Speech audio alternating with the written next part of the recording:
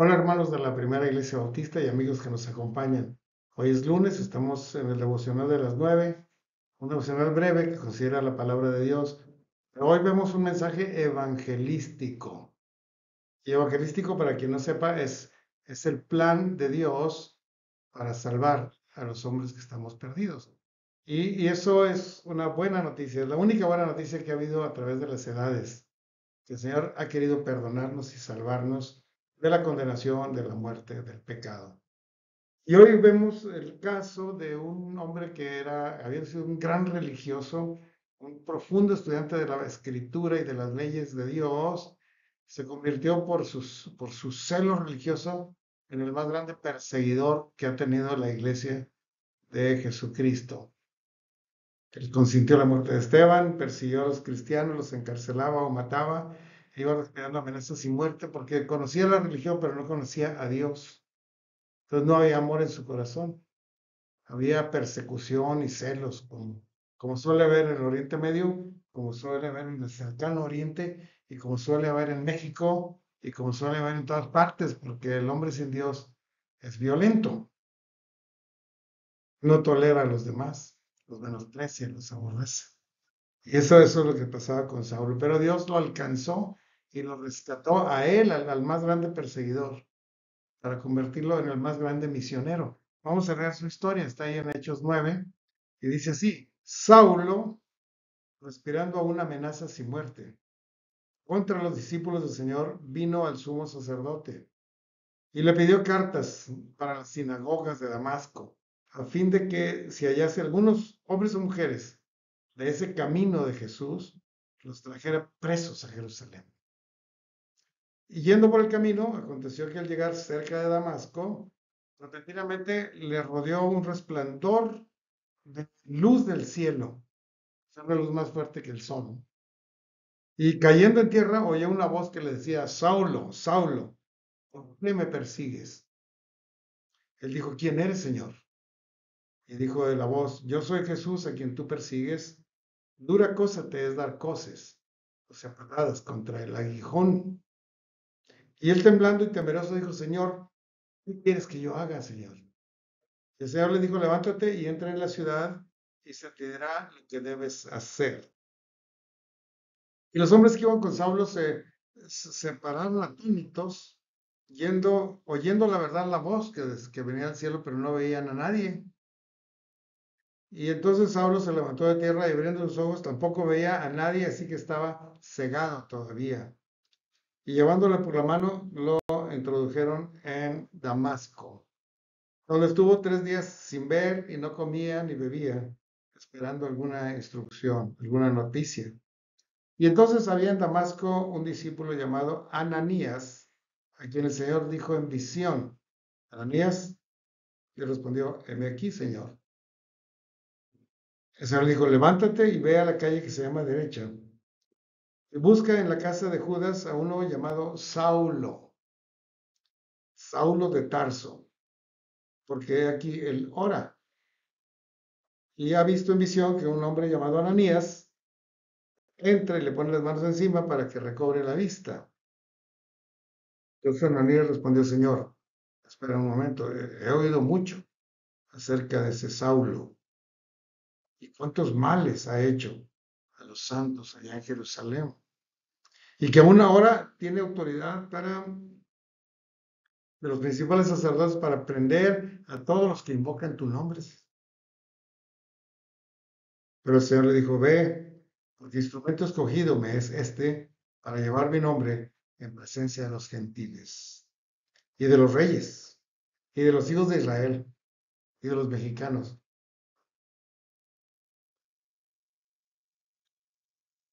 porque yo le mostraré a él cuánto le es necesario padecer por mi nombre. Hasta ahí la narrativa de la escritura en Hechos 9. Era un religioso sin Dios, un religioso excelente, ¿no? Saulo de Tarso era muy religioso y llegó a ser fariseo, incluso llegar a estar parte del Sanedrín. Irreprensible en cuanto a la ley, cumplía cada mandamiento. Los sábados, la circuncisión, el voto de Nazareo, todo lo que la ley indicaba, él lo cumplía. pero aborrecía al cristianismo, pensando que era contrario al judaísmo, y persiguió oficialmente a los cristianos con la prohibición de los principales sacerdotes. Él no conoció a Jesucristo en persona y no tenía amor en su corazón, tenía celo, coraje, ira, discriminación para los otros grupos. Desconocía cuál es el Espíritu de Dios, lo que Dios quiere que hagamos. Él no lo conocía, nada más conocía la ley, los estatutos, las reglas, y era capaz de perseguir. Él había presenciado la muerte de Esteban cuando fue apedreado por ser cristiano, ¿se acuerdan? Él había consentido en su muerte, dijo, ¿lo matamos? Mátenlo. Él había cuidado la ropa de los que apedreaban a Esteban. Y escuchó cada palabra que Esteban dijo en su testimonio, de cómo su conversión, cómo lo que el Señor Jesús hizo por nosotros, cómo murió por nosotros. Y finalmente dijo, veo el cielo abierto y al Hijo del Hombre sentado a la diestra del Padre. No les tomes en cuenta, Señor, este pecado. Y cayó muerto por las pedradas. Todo eso había pasado Pablo.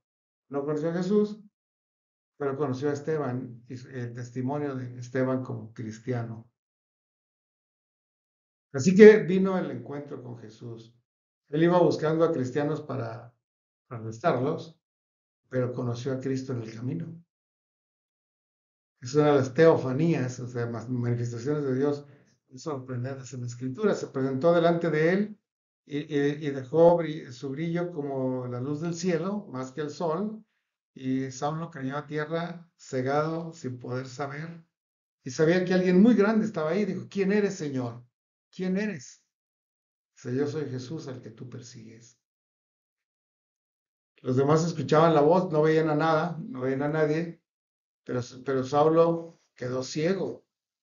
Él ya no veía ni a los demás, ni al Señor Jesús, ni los árboles, ni el camino, y tuvieron que llevarlo a Damasco para atenderlo allá, pero el Señor le dijo, ve a Damasco y ahí te diré lo que tienes que hacer.